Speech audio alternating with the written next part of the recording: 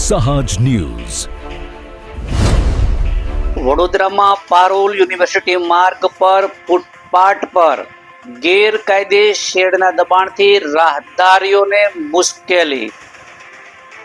નમસ્કાર, સહજ ન્યૂઝ સાથે હું છું ગોપાલ ભેસાણી.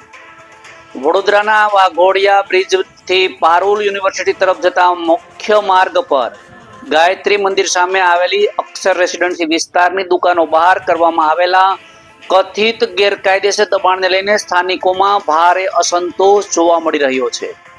મળતી માહિતી મુજબ સ્થાનિક રહીશોનો આક્ષેપ છે કે દુકાનદારો દ્વારા સોસાયટીના બિલ્ડરે બનાવી આપેલા અંદાજે 10 થી 12 ફૂટ જેટલા પહોળા ફૂટપાથ પર ગેરકાયદેસર રીતે શેડ બનાવી બાંધી દબાણ કરવામાં આવ્યું હોવાનું જણાવી રહ્યા છે, જેમના કારણે રાહદારીઓને ખાસ કરીને પારોલ યુનિવર્સિટીમાં અભ્યાસ માટે બહારથી આવતા વિદ્યાર્થીઓ અને અવરજવરમાં ભારે મુશ્કેલીનો સામનો કરવો પડી રહ્યો છે.